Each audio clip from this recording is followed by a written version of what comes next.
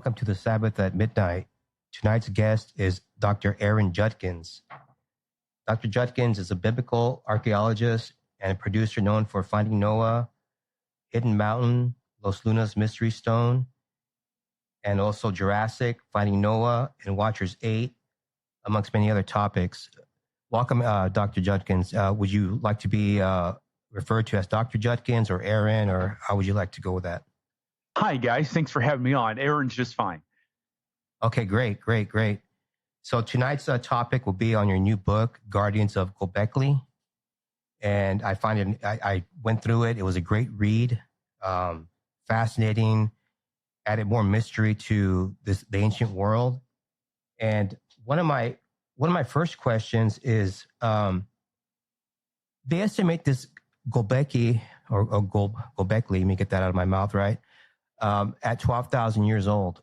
Where do you frame that in the biblical timeline? Was this possibly before Noah or after Noah's flood? Okay. Well, that's an interesting question. That's what I asked myself. Where does this fit into the timeline? More specifically, into the Old Testament biblical time frame. And for me, that was a question that I don't think anyone had asked before or written about. And so it really began to be a challenge to take a look at this in the perspective of how it fits into the Genesis narrative. And so after about 3 years of research and doing that particular perspective on Gobekli Tepe, I was able to come to some conclusions that I think were very fascinating regarding how does Gobekli Tepe fit into the biblical time frame of the Old Testament. And so specifically, that's what this book is about. It falls after the flood and probably after the Tower of Babel that had occurred. There's a lot more to it than that. I explain the reasons for those two particular points of interest in the book. And then I created a schematic timeline of chronology in the back of the book so you can visually see where I place it. Without really divulging the specific time frame, I don't think it's 12,000 years old. I think it's much younger. Interesting. Where, this is way back. Where do you believe these people came from? Yeah. So one of the questions that, you ask is, who were these people? Where did they come from? Yes. What were they doing there? Those are the questions that I asked. It's hard to say who were the people, where did they come from? I think that the evidence is pointing to this was a Natufian culture that is labeled, according to the standard chronology of the timeline, a Stone Age culture. I think these people were probably the Natufian culture that had survived a very cataclysmic event in Earth's past. And we know that the Earth has suffered several catastrophic events that even if one of them had occurred or occurs today, according to Randall Carlson, who said there were 16 major Earth cataclysmic events that happened in the past. If one of those happens today, we're wiped out. Not just one particular culture, the entire Earth is set back either to the Stone Age or completely obliterated. Life as we know it on this planet will not exist. And I think we see evidence for that in a major cataclysmic event in the Earth's past called the Noahic deluge. Mm-hmm. And this was a global flood. We know that the Earth is comprised of 75% water. Right. so we have ancient accounts that are ubiquitous in every culture that has a flood legend. The story differs a little bit with each culture.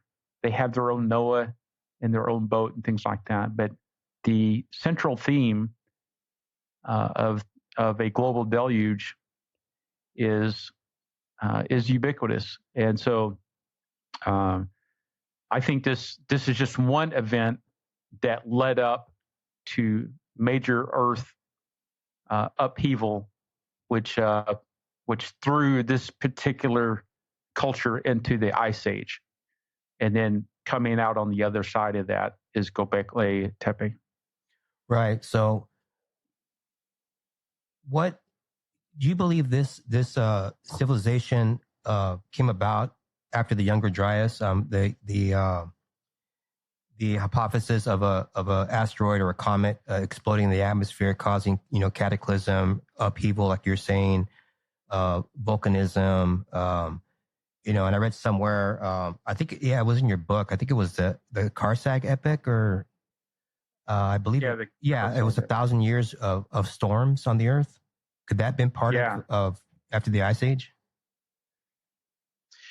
Well, I think there's a good possibility that happened. The Natufians were probably the same culture that were before the Ice Age, that survived this particular cataclysmic event.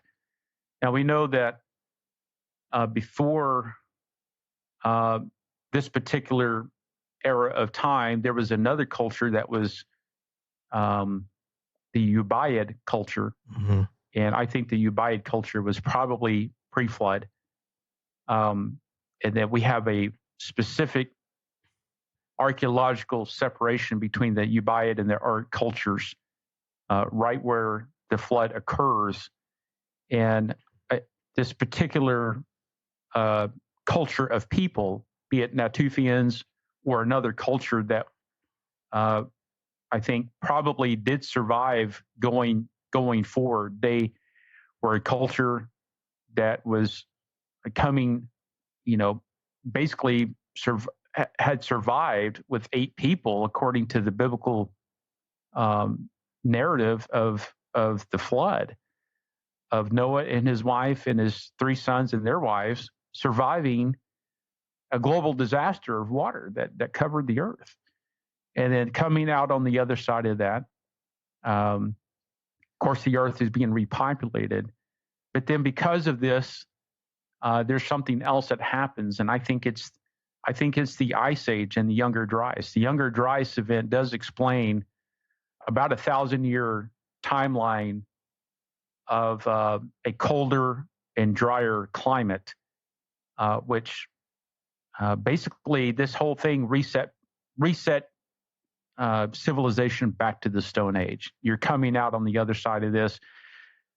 Technologically, they get wiped out. They're having to start over again, and they're emerging from that event. And now you have something that's occurring, and that's the Younger Dryas event. This temperatures plummet. I think we have significant evidence of this that basically led into the Ice Age on the biblical time frame, and it forces this particular people to survive in very harsh environment and climate. And so this is, I think part of what we're seeing on the other side of this at Gobekli Tepe. Okay, yeah, I'm tracking you. I'm trying to. Now, we're speaking on Gobekli Tepe, and just for the listeners, for a frame of reference for them to an understanding of what is this site? What does it mean for the modern day believers in Christ?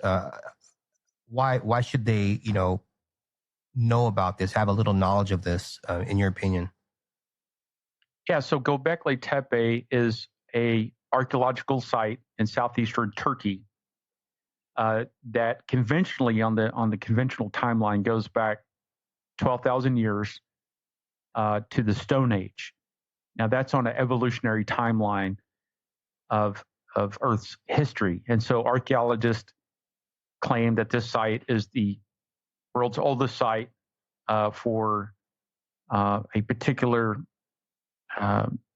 temple, perhaps. There was multiple enclosures. The site covers about 22 acres on a hillside. Gobekli Tepe means potbelly hill. Literally, the translation's potbelly hill or pregnant hill. So Tepe is a hill, and Gobekli is the pregnant or the potbelly hill. And so back in the 60s, the landowner, farmer, hit one of the stones with his plow as he was plowing the field. Now, initially, they surveyed it as a Byzantine cemetery and just left it. No further investigation was done. However, that all changed in the 1990s when Klaus Schmidt, I think it was 1994, from the German Institute of Archaeology, came and took another look at it and realized it was really a prehistoric site. And he began excavations on the site and realized there's something much more going on here. And so Gobekli Tepe tells a story, basically submerged in a time capsule, about what happened to this particular culture and what they were doing there and why they were there. According to the conventional timeline, this goes back 12,000 years, and this is pre-agriculture, supposedly before the invention of writing and the wheel. Right. So this goes back a long time in Earth's history. Why it's important is because Gobekli Tepe is giving us a different story. It's telling us a different story than what we've been told in the past, according to conventional archaeological explanations of the Earth's past and humanity. Is that humanity, agriculture came first. Humanity started grouping together in numbers, and they formed civilizations and areas to live. And then as a result of agriculture and a sedentary lifestyle, religion came after all that. And what Gobekli Tepe says is religion came first, not agriculture. And so this is exactly what we're seeing at Gobekli Tepe, is a religious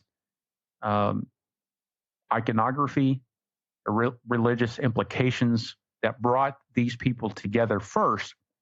And what's interesting is that we have all been taught that, Stone Age man couldn't really do a whole lot in regards to organized labor and a division of labor. They knew how to create fire, and they were hunter and gatherers, and that's, they were primitive man. This is what we have ingrained in our heads as we were taught this narrative.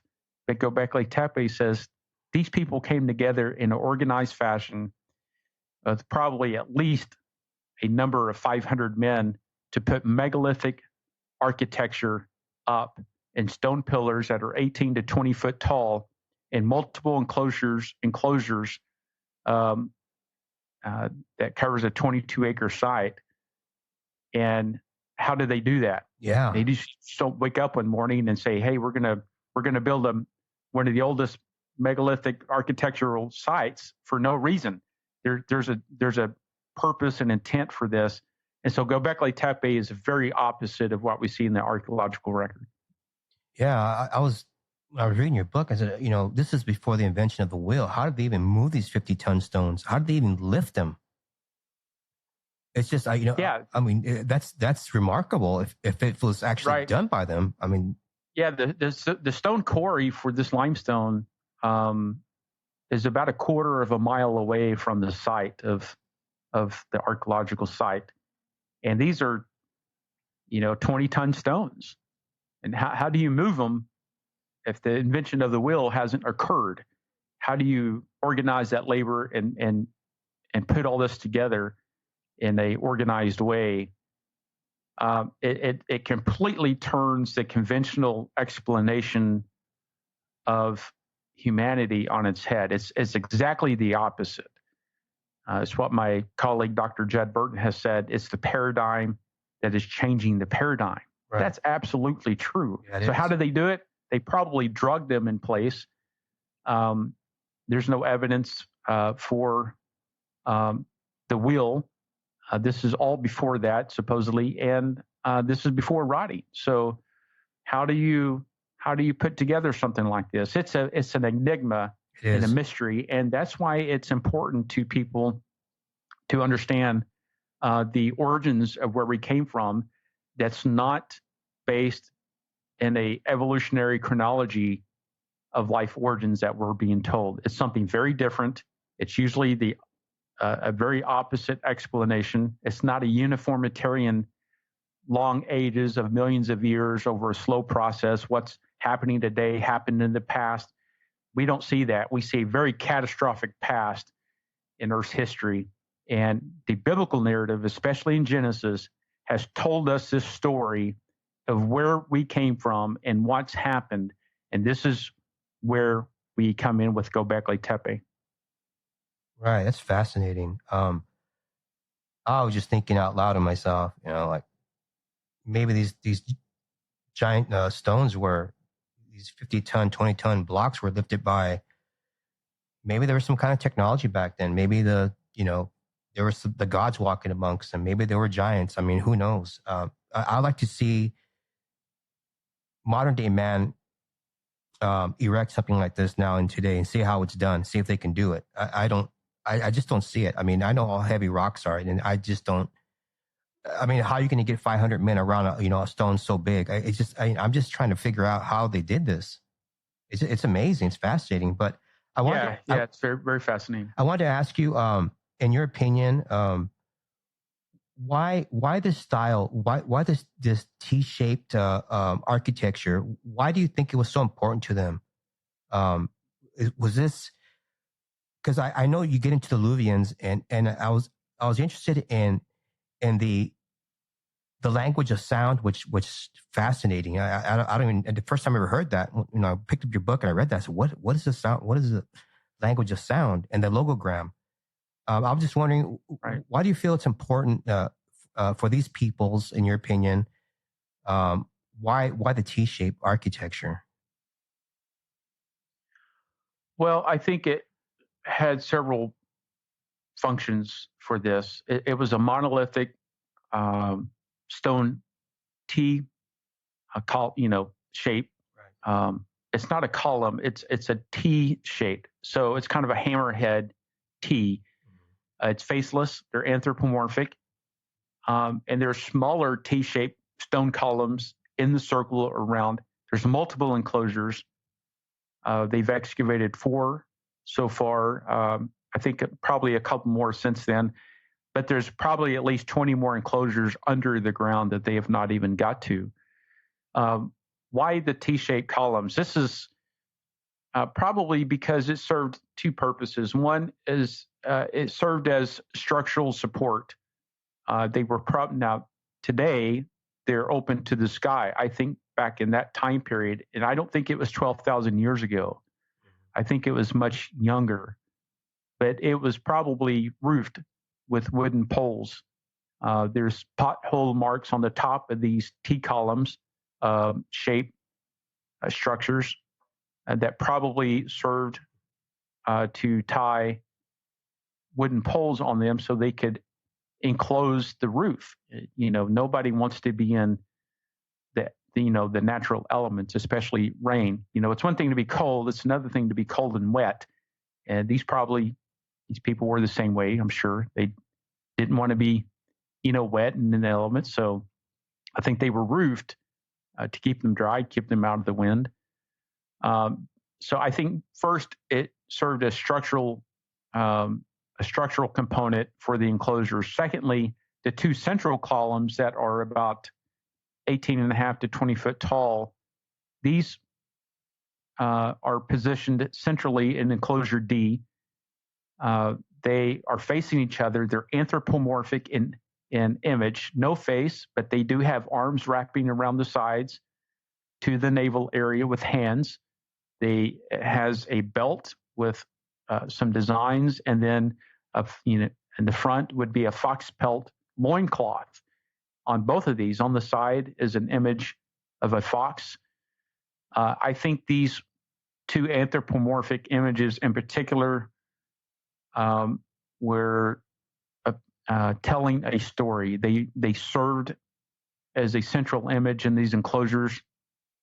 One, because probably they were deifying the ancestors, their ancestors, and two, that it represented a deity.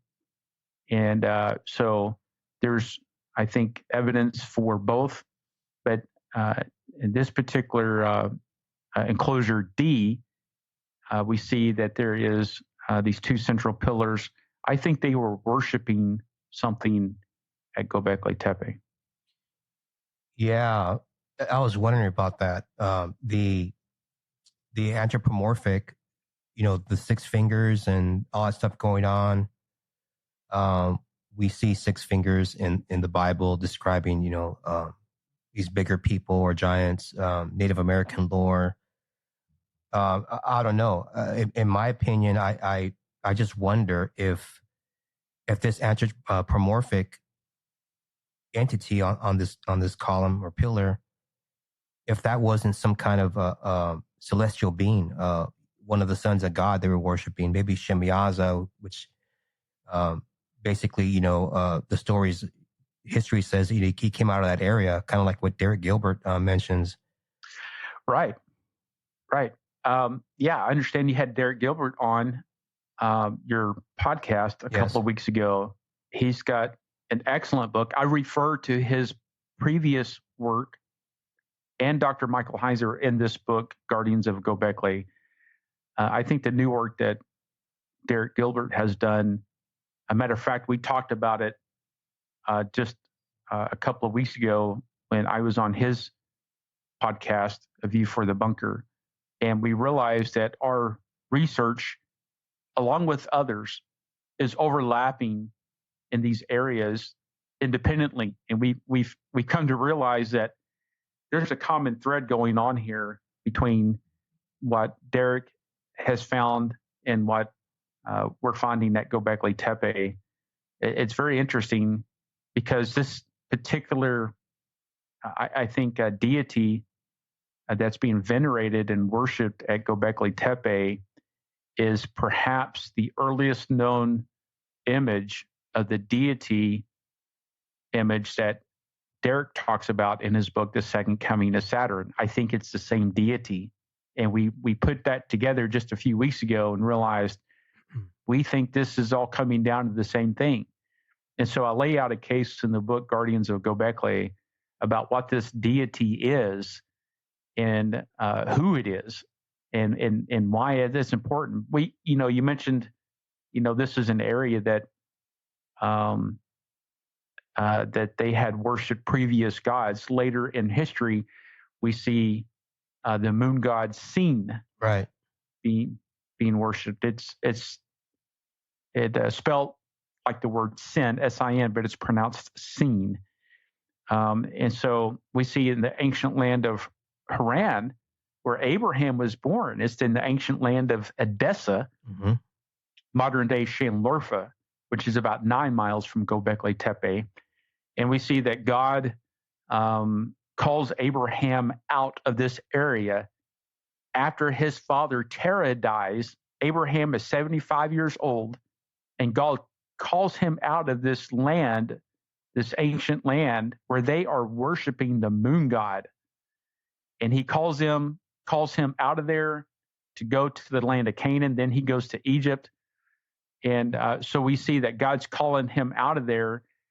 And I think there is a specific reason why, because, Abraham is about to be the father of a great nation. And we see him emerging from this ancient city of Edessa in the land of Haran, the plains of Haran, where they're worshiping the moon god. And not just there, but it's found in the region where they're worshiping the moon god. Yeah, they were definitely worshiping, in my opinion, they were worshiping these deities. I believe back then these gods were probably walking amongst them. I was reading also in your book, very strange about Gobekli. Was this some sort of skull cult? There's holes drilled into skulls, and was this some kind of ritual thing that was going on? There's obviously there's no bodies there, but they found fragments of skull, and it's just really weird. I wanted to expound on that. Yeah. So here's the update. Oh, okay. Wow. So before about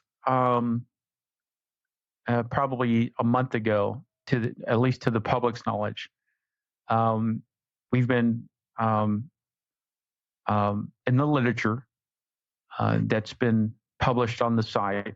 It said there was these 7 skull fragments found in one of the enclosures. So it looks like they were deliberately placed there. They're fragments, not intact skulls, but they were fragments, and they did have holes drilled in them, in these fragments. Tiny holes, probably large enough for, a piece of leather, something to be tied. The only thing I can think of is that, yes, they were using these particular skulls, fragments that they would either wear around the neck or they would hang them up for ritual purposes. But then they were placed back within the enclosure on the floor.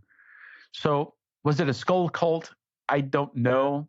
We see a fascination with these basically headless people. That's on the iconography of the stones at Gobekli. We see it around the region in other places. So it's possible that they were taking these skull fragments and venerating their ancestors by doing that. Right. After all, you need, and their belief of a cosmos and an afterlife, you need your family or your relatives to make preparations for you to the afterlife. We see this in Egypt, where the pharaohs,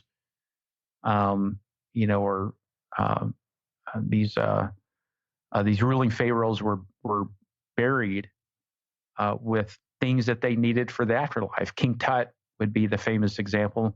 You need all your, things to go with you into that afterlife to take care of you. And one of those that Derek Gilbert talks about in his book is a ritual called Kipsum, which they brought food for you. They would bring you back up out of your burial place, and they would, symbolically feed their ancestors in this ritual, and then they would be placed back within the burial site.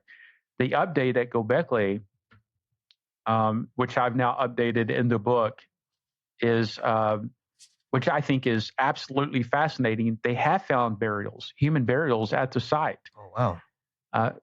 Yeah. So this is new information just within weeks of this podcast, and so it's brand new. And they found, I think, in one particular area, they found 3 human burials. Seems like 2 were female, one was a male, and then there was another burial. I think it was west of enclosure A, where they found another burial. It's a single burial. I don't think they gave the gender on that skeleton that was found there. But wow. A total of 4 burials, 4 people have been found at that site, purposely buried. And so we see this at other sites around Gobekli Tepe where they were burying the dead. And the reason it's taken so long is because it's a very large site. It's very rocky. I think it took about 10 years for them to excavate enclosure D alone. Right. So these particular areas they finally got to. Matter of fact, one of them was in an area that Klaus Schmidt had uncovered when he was alive, but did not realize there was a burial there. And so when they finished excavating that out, they realized there is a burial here. So that's exciting news, because now we know that the shift has focused at Gobekli Tepe, they actually lived at this site. Wow. Well, you heard it here first. That's amazing. Wow. And what's also fascinating about these peoples is this was a pre-pottery, age, a Neolithic age. And what I find fascinating is when you read your book that how did they turn limestone in not limestone, plaster? How did they make into a slurry to form floors and etc. Use it like we would today. Because don't you have to heat that at a super super hot? It's got to be super heated to make it in the slurry. I mean, it's just amazing. But they had no pottery. Right. Yeah, I think when you take a step back and look at Gobekli Tepe, they do classify it as pre-pottery Neolithic A, which they also term as PPNA, before the invention of pottery. I think this was a culture, as I said earlier, that was thrown back into the Stone Age, and they basically had a global reset of everything. I think the reason we don't find pottery at Gobekli Tepe is because they were using the natural resources that's around them. And there's probably not enough clay in that area to make pottery with. And so what do you have that's a natural resource around you that you can use? That's stone. And it was limestone. And so we do see stone vessels there at the site, in addition to the big T-column structural T structures that we see there. There are stone vessels and stone plates. We find grinding waters and things like this. There's about 3,400 grinding stones alone that's been found at Gobekli Tepe. This was a huge site. Right. So they were using stone vessels. I just think it's because it's the natural resource that they had available to them. So yes, they do find plaster. Plaster does require fire and heat to produce, and so I think they probably took the lime and put it in the fire. There's evidence of a fire pit near one of those burials, or it's in one of the rectangular enclosures. Did I lose you? No, I'm here. Okay, sorry. There is a rectangular or multiple rectangular structures connected to the enclosures, and I think this is where the people lived. But they did use lime to plaster the floors. There was spaces that they used this for. They plastered. They found evidence of plaster in the walls at Gobekli Tepe in one of the enclosures. They know they plastered the floor, probably a communal area for sacred space. This would serve as an anesthetic. I'm sorry, not anesthetic, an aesthetic, right? Pleasing view, which would be, a white color that would also waterproof your enclosure, your walls. It would keep the rain out. It would be easy to keep clean. And so we see a number of possibilities for why they use lime, but there is evidence that they did use lime that was produced into this into plaster. And so this is one of the earliest probably known uses of plaster. Right? I'll talk about it in the book. That gives specific indications on how they use plaster and what it takes to produce plaster. But I think they use that for these reasons, and it's fascinating. Not a lot of the plaster's left. Most of it has disintegrated, but there is still some plaster left, and there's plaster floors and other areas of the region that's found around Gobekli Tepe that we see that they've actually plastered entire floors. with this, and that's all produced from lime and heat. Yeah, that's really and water. That's really amazing that they even figured that out. How to make plaster? I just this is a time when man wasn't supposed to know any of these things. He's supposedly in a cave and just inventing fire or something. I don't know. But what getting back to you mentioned the moon god scene. I just want to reference this. Put a frame of reference for the listeners. Scene is the moon god known in Sumer, and it's known as in Akkadian Inanna. So this, probably worshipped back at Gobekli. Now, from what I understand, the Neolithic people were known as a people of the bull. They worshipped they were like maybe a bull cult. I would say, and if that is true in some way, this goes back to reading other literature from Plato and Critias and all this stuff, that Atlantis was also a bull cult. They worshiped the bull, Poseidon. And when you go back to the original, the seven sages, the seven, celestial beings, if you want to call them Anunnaki, Apkallu, star people, Quetzalcoatl, wherever you want to call these things, these were the seven sages that arrived on the earth that were venerated all across the world. In Egypt, in the Middle East, they were called the Shebtu, the Shebeti. And you mentioned in your book in chapter 5, you expound a little on the Anunnaki, the seven chief gods. And once again, this goes back to, I read the Sumerian kings list.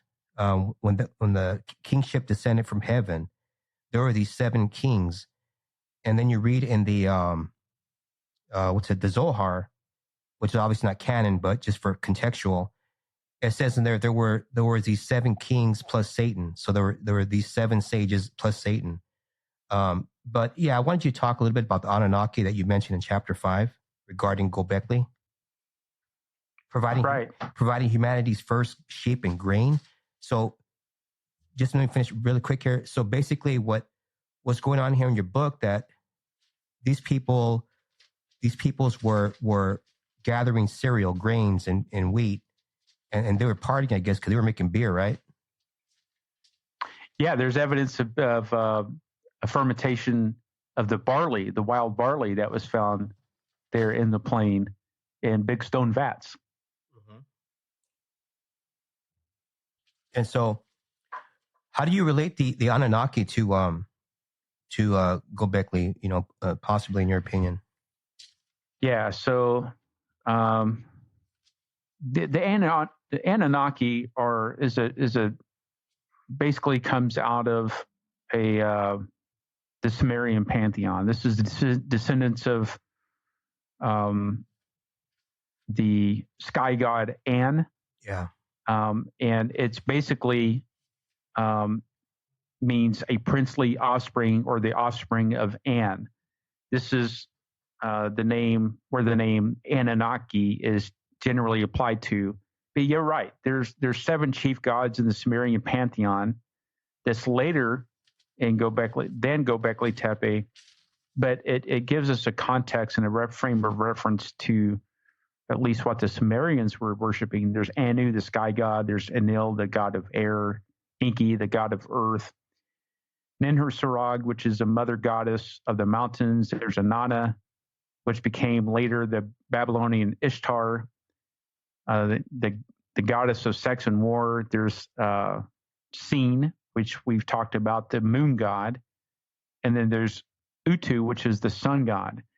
Now, these Anunnaki believed that they were basically these seven sages, seven chief gods that were deified by the Sumerians, at least we know of, that were basically the watchers of the heavenly realm that fell back in Genesis 6. And these watchers were an angelic heavenly realm that left.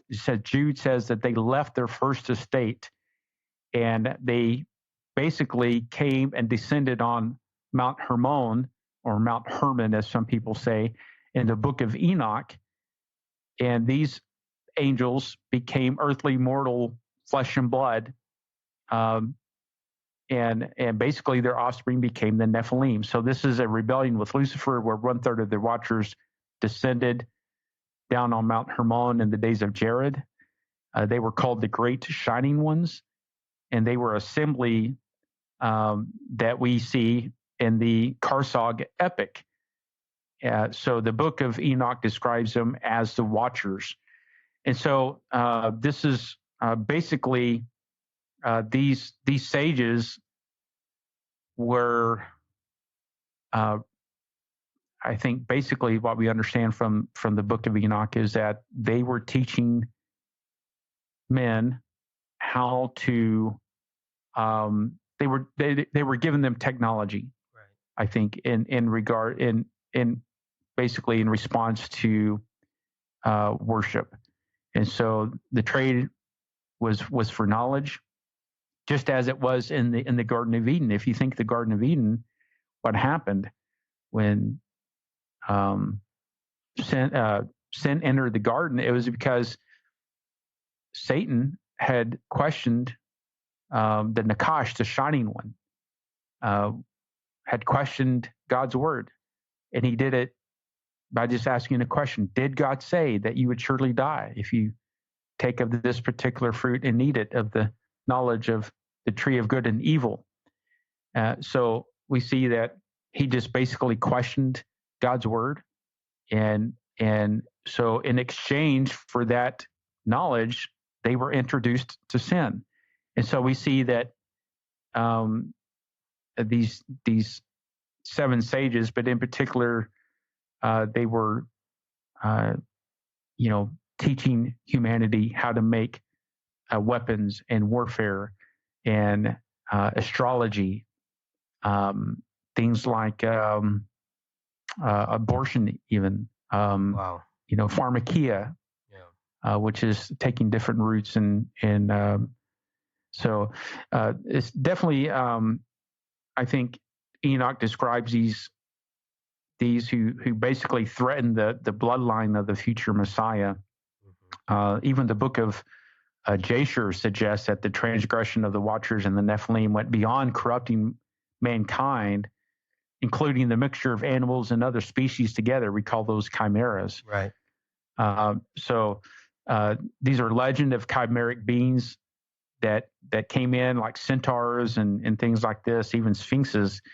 But I think this all comes back down to the Watchers who started it all. According to Peter and Jude, are chained in Tartarus, and they're going to stay there until the judgment of the great day. But they, I think, are doomed to come back. And so we see this in the 7 sages of the Anunnaki. And what's interesting is that these 7 sages, I think, also represent 7 planets. I talk about this in the book. And there's an area that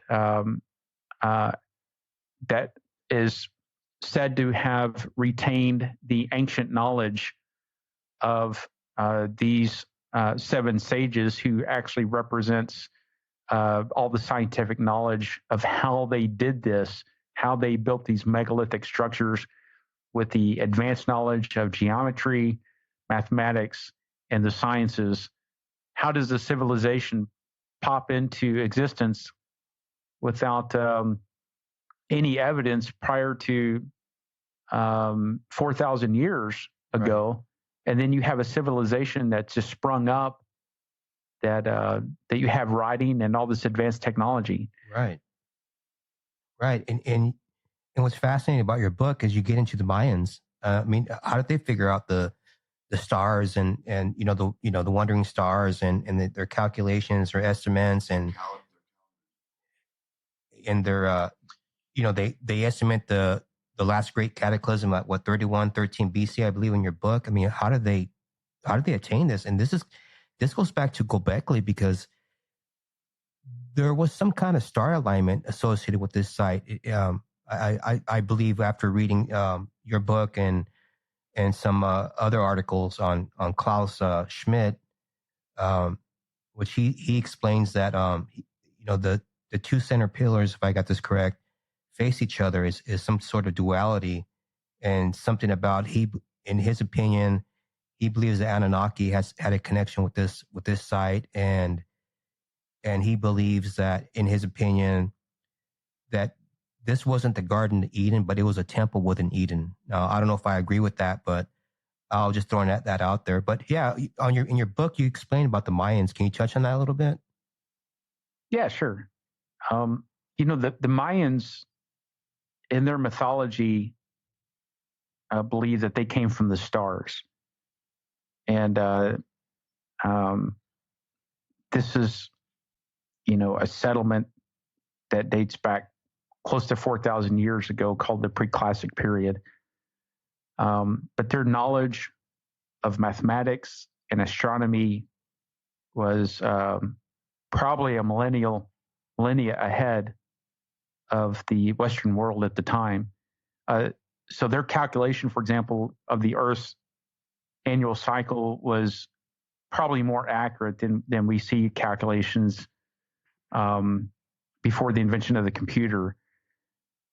So we see, as you said, that their year zero on the calendar was the creation of the world. And they come to close, I think, to the cataclysmic flood, which they put at 3,113 BC specifically. The Irish chronology gives a date of 4,000 BC, and the Anglo-Saxons put it even back further to 5,200 years.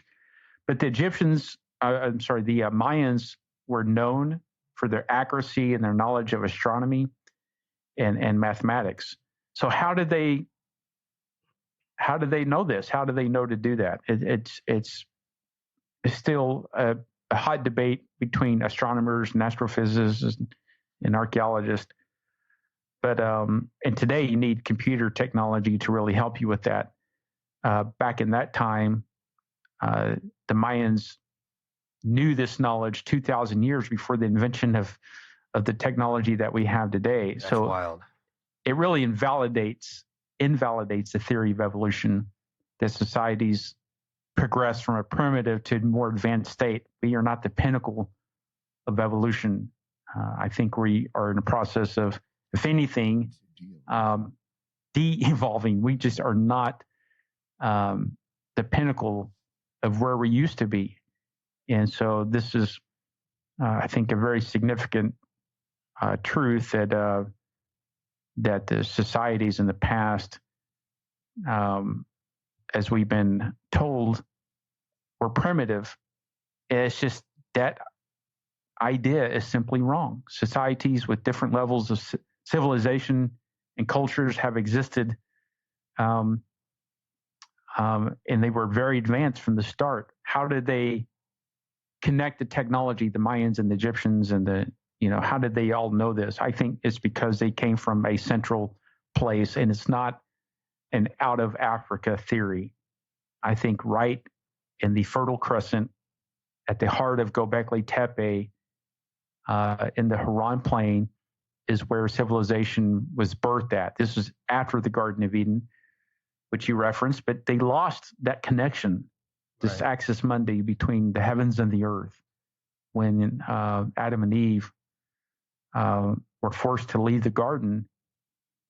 I think this is an area that was probably close to the original Garden of Eden, but mankind was searching for that connection. How do you reconnect to the Creator God, coming out of the flood from this post-deluge? And we see from Genesis 1 in the creation to Genesis 6, the Nephilim, and these Anunnaki, 7 sages, and the 200 Watcher class angels that descended on Mount Hermon.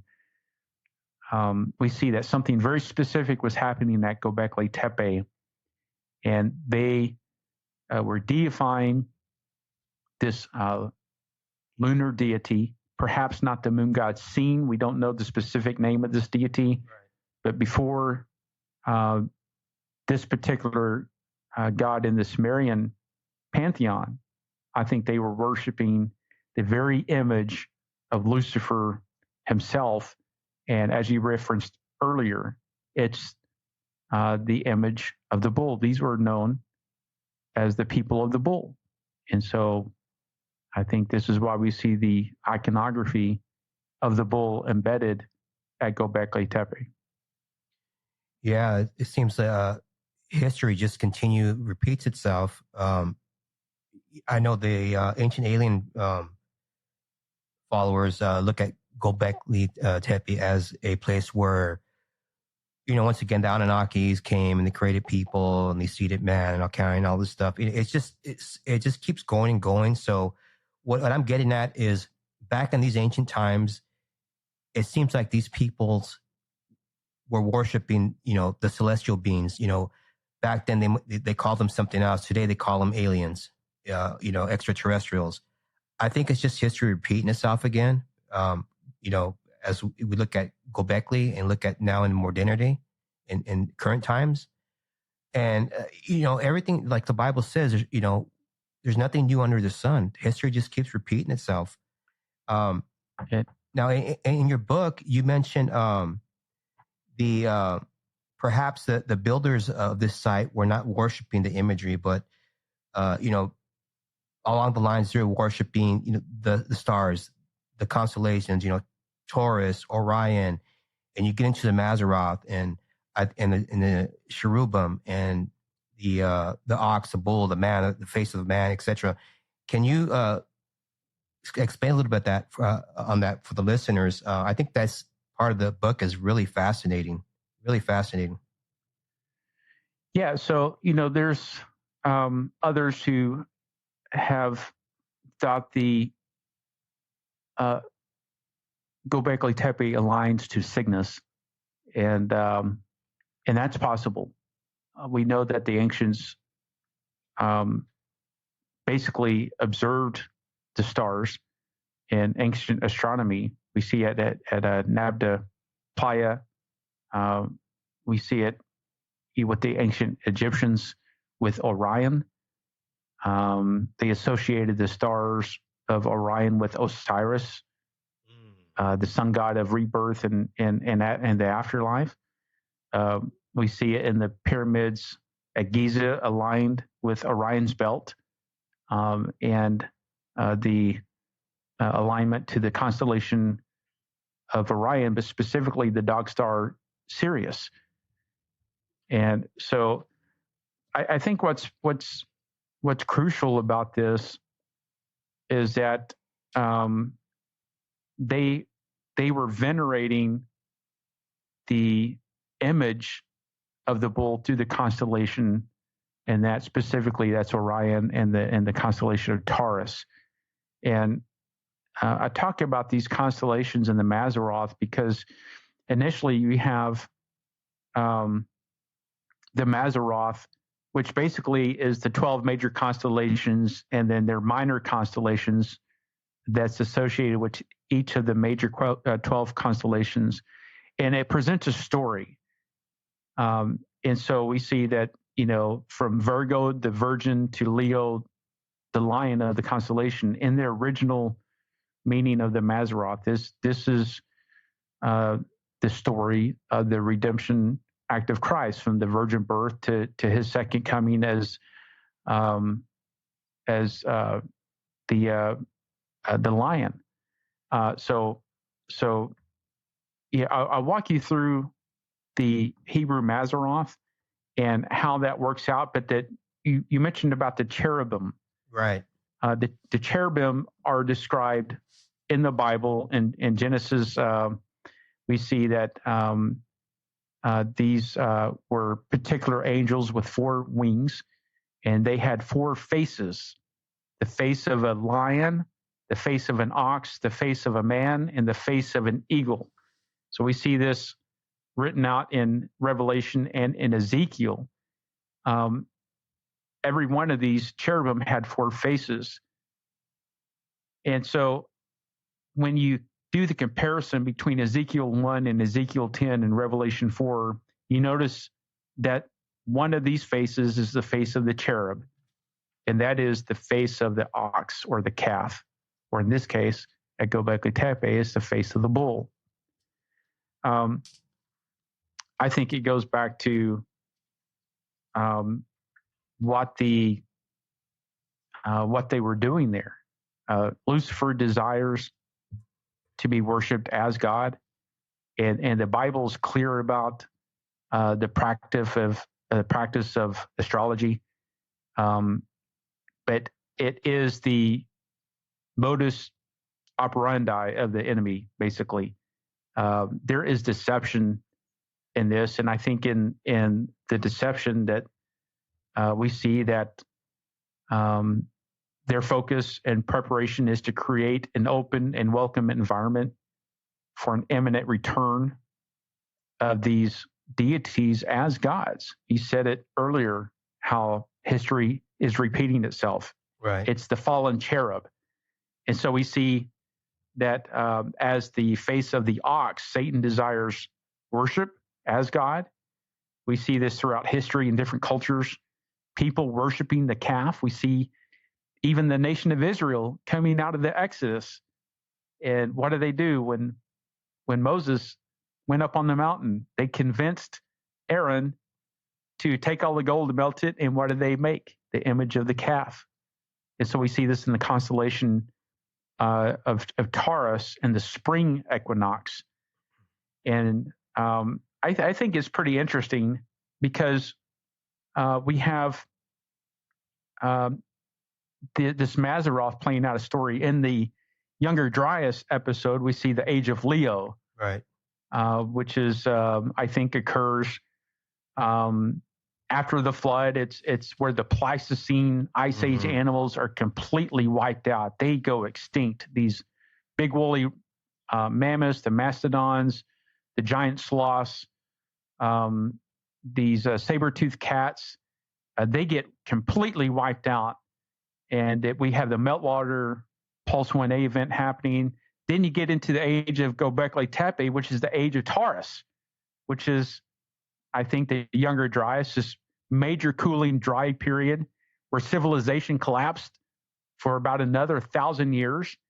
And then the time of perhaps Abraham during the age of Aries, and then present day, the age of Pisces. This is basically given us a kind of a cosmic time frame of where we're at. I think Randall Carlson does a very excellent job on explaining this. I've referenced him in the book where he talks about sacred numbers and the sacred cosmic time frame of where we're at. I think it's interesting because according to, if we're on the cosmic time clock, we, according to Randall Carlson, are due for another catastrophe to hit this planet. So what does that mean? Yeah, I do believe that. I believe we are due. Maybe coming to the end of this age and the beginning of a new age, which we've seen. It's happened. I don't think we can continue to believe that we're just going to keep going the way we've always gone and not think anything could ever happen like that. I think even though, I would disagree with Randall on the timeline, but I think he's very, very close. I think we're all looking at the same thing. Randall Carlson, Graham Hancock, and other researchers who are independent, who are willing to call out the inaccuracies of what we see from an evolutionary chronology viewpoint, where they would push it back way further back in time. I would bring it up a lot closer in time. But the point is that we agree there's something that's happened on this planet. There's many things that's happened. And if we just simply look at the book of Revelation, we see that some great things are coming upon this earth. And the real question is how are we prepared spiritually to deal with that? And that all comes down to the redemptive story of Christ in the Bible. Right. And I absolutely agree with that. And this ancient site that we're speaking on today, I believe that gives us clues as to what was going on and what is coming now to the future, worshiping of, these celestial beings. I think there will be a great deception. I believe there may be something catastrophic coming. Maybe these star people will, save the earth or something. They'll bring some type of peace on the earth. That's just all my opinion. I was reading just really quick an article in Ancient Origins, and it says in ancient Armenian, probably the oldest name is Portasar, and it breaks down into two syllables: navel or umbilical cord. It identifies a site as a navel of the earth, and it goes on and it breaks down that the what this site means is it's the original name of Osiris. It breaks the two syllables down, Port and Asar. And I just found that because you mentioned Osiris, and I don't know. I mean, could this site have something to do with Egypt and Osiris? I don't think so. I don't think we see any evidence directly connecting Osiris or Egypt to the site. I think this is even on my chronology. I think it's before Egypt. Now, it's not probably before the Great Pyramid of Giza, but it's certainly after the founding of. I think Gobekli Tepe is before the founding of Egypt as a civilization. So I don't think there's any connection there. I do think, however, that the same religious concept is occurring, that they're worshiping other gods. Now, if you remember in the Bible, it says that, I think it's in Jeremiah, that you said to a piece of wood or a stone, "You are my father." And this is exactly what we see right at Gobekli Tepe and other ancient cultures. They are claiming that these idols of stone, of wood, are deities, and that they're connected somehow to this image in stone. Right. We see it with the image of the calf. We see it in Egypt with the worship of Osiris and Hathor, the cow god. We see it in modern day times in India, where they still worship the bull, the cow. Yeah. We get our vernacular from that, holy cow, or a sacred cow. That's where that comes from. So I think they're probably doing something very similar that they did in Egypt with Osiris, and that they're worshiping other gods or another god. They have been separated from their creator after the Garden of Eden.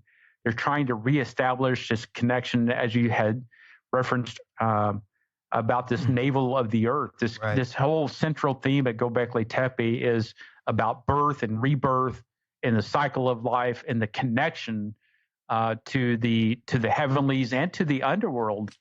How do you rectify that? How do you reconcile that in a worldview cosmology, right, where we have lost contact with the Creator? How do you do that? And so I think we see that the Lucifer and the fallen angels have cleverly and with a great art of deception have stepped in to claim deification and worship as, we are your creators.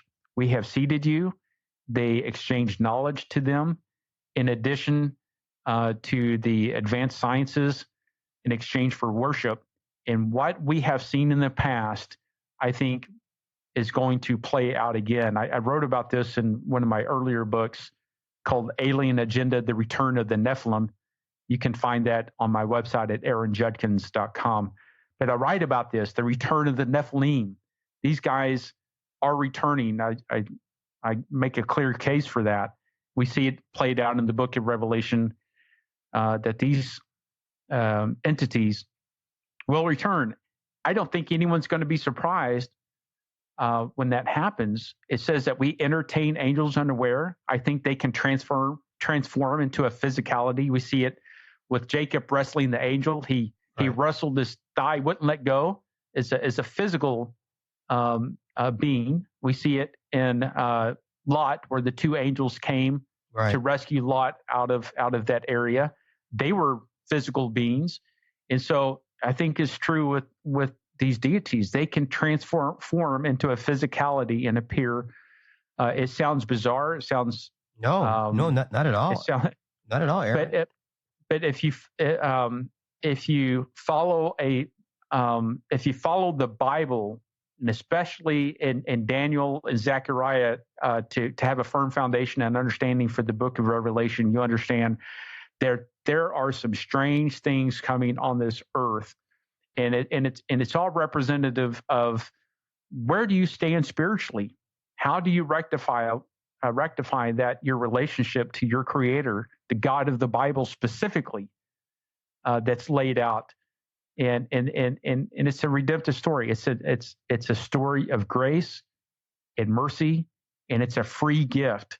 That's why it's so special about, I think, writing this book, Guardians of Gobekli, because the guardians we see are at Gobekli Tepe, but we have I think something much, much greater, that is the Creator of the heavens and the earth, and He's the Creator of us. We have a purpose and hope, and we have a reason for being on this earth.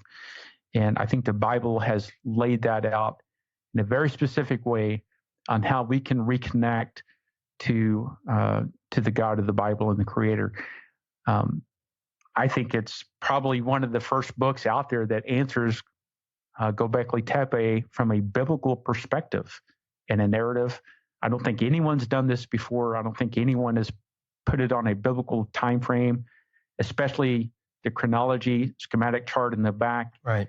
I think this is one of the first, and it gives a solid answer on the beginnings of this civilization coming out of the flood and the ice age. Right. Yeah, it's absolutely fascinating. When you were speaking just now regarding the return of the star gods, it made me think about Daniel. I believe it's Daniel 2:43. I believe when their seed will attempt to mix with the seed of man or woman, and I asked Derek Gilbert the same question: who do you believe they are? Now, I have my opinion. I think they are the gods of old, because once again, the Bible says there's nothing new under the sun. So this was during the days of Noah, right?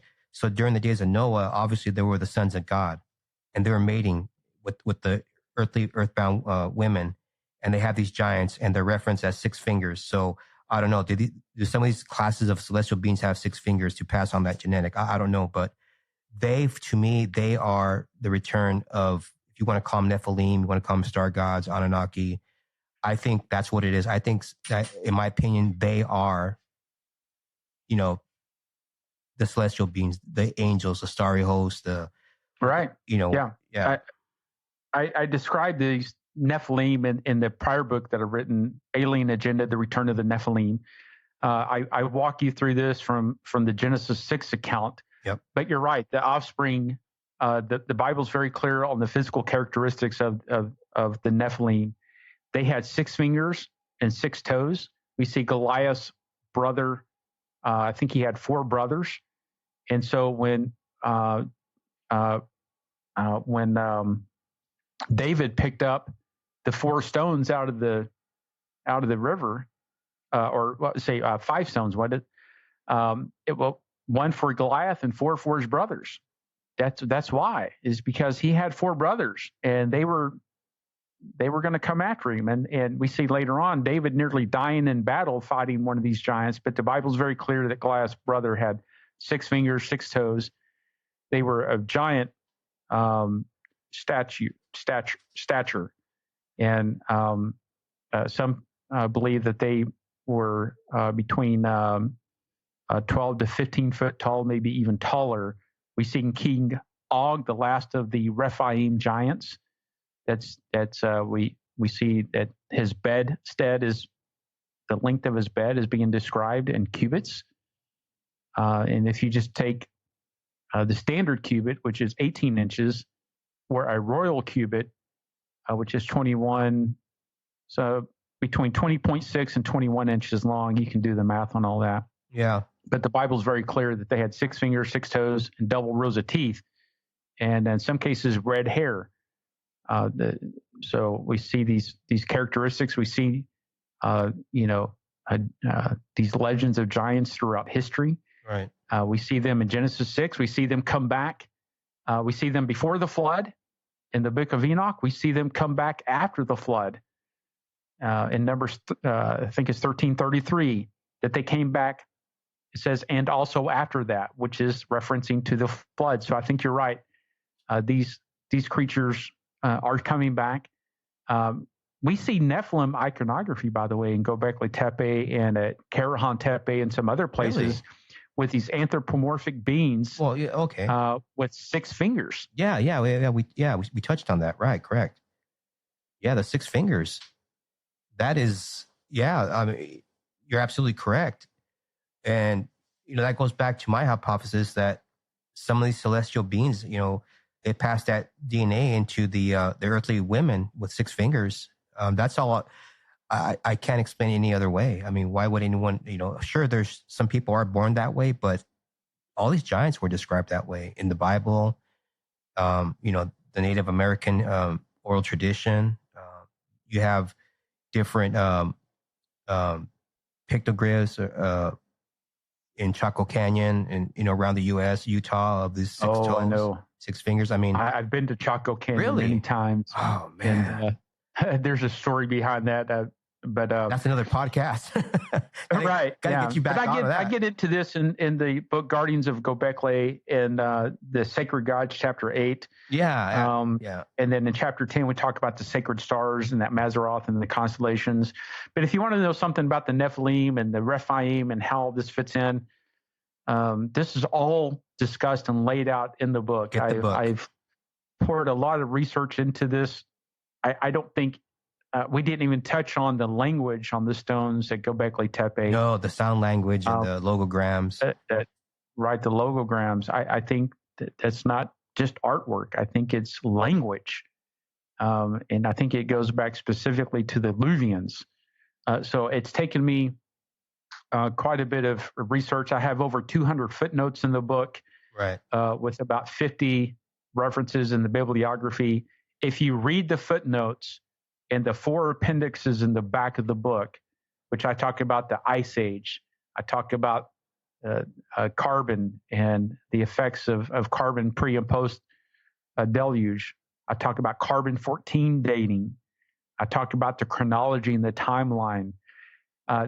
If you understand that, and that's why I wrote those in the back, so you have a solid understanding of where Gobekli Tepe sits in the biblical time frame of Genesis. That it's either 12,000 years old, or it's much, much younger than what we've been told. And I think because of the discovery of the Luvian logograms and the language that I link up on the it's also called the Anatolian hieroglyphics, and which means one symbol equals a word. Right. And so I think these are not just artwork. I think this is representing language, and I talk about that language in the book, how it specifically links up to the deity of the lunar image and the face of the bull at Gobekli Tepe. But the news, the new update is that, they were living at Gobekli Tepe. They found human burials at Gobekli Tepe. They found stone tools and points. All to suggest that a huge community of people lived and worshipped in these sacred spaces of these enclosures at Gobekli Tepe. And I think it's all post Tower of Babel event. But it's probably one of the first books out there to talk about Gobekli Tepe with this I think viewpoint of how it fits into the Old Testament, and I just really encourage your readers, if they are interested in any of this. Yeah. Where do we find your book, your website for the listeners? I mean, I highly recommend this book. I've been into it for a few days. I got in the mail maybe on Monday, and I was digging through it. I have to dig through it again, but it's very enlightening regarding the ancient past and how it fits into the biblical narrative. Where can people find this book and your other works? Yeah, so it's all centrally linked up at my website, aaronjudkins.com, aaronjudkins.com. And you can find the new book out there, Guardians of Gobekli. It's out in a softcover edition paperback, and it's also out in 2 hardback formats now, in a hardback version and then in a limited edition hardback, which would be a red linen cover with gold foil stamping on it. Nice. With premium watercolor photographs, paintings in the book that was done by an artist. So I think this is a very special book. It's all linked up at aaronjudkins.com, and all the other work that I've done in the past regarding to, the mysteries of the past, where these ancient pathways lead us, and what they're telling us, this story of the literally, like the Bible says, that the stones will cry out, and they're telling us the story of what's happened in the past, and I think it all syncs up with the biblical time frame of the book of Genesis specifically. Yeah, you did a great job with this book, laying everything out. I'm a history buff, and it answered a lot of questions that I had regarding the ancient past. And Gobekli was one that I was digging into. And when your book came out, I first saw your book referenced on a post by Derek Gilbert on Facebook. And I was like, wow, finally, I get to read a book or something on Gobekli that's, with a biblical lens and not just a secular lens. So I really appreciate that. Yeah, well, it's my pleasure. I mean, I was challenged to write this book. I said no twice. I just knew it was going to be, a very hard subject to dig into. How do you fit this into, the Old Testament? Where does it fit into it? And so you have to know something about the flood and the ice age and the younger Dryas. Right. And, I talk about, how does this all fit into Gobekli Tepe? Where do you put it in the biblical timeline of things? So I make a case for Gobekli Tepe as a post-flood event. And as I said earlier, as is just, written out in the appendixes, I think that's kind of the backbone of the book, so you understand where we're coming from. But if you have a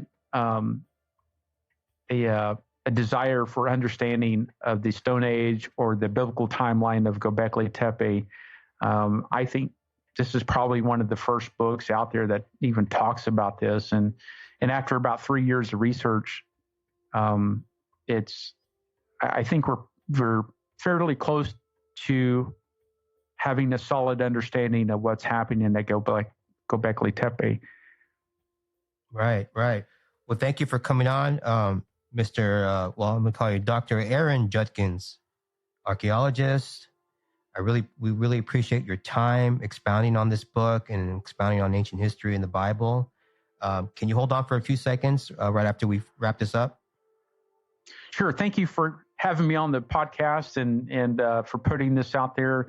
People can also go to Facebook and follow us on Guardians of Gobekli Book on Facebook, and just share this with your friends and family. I would encourage you to order now and early in time if you want to give this as a gift. There are shipping delays, and so in order to get that in a timely fashion before the end of the year, I would encourage you to order. And thank you for giving it a read. Yeah, well, thank you for writing it.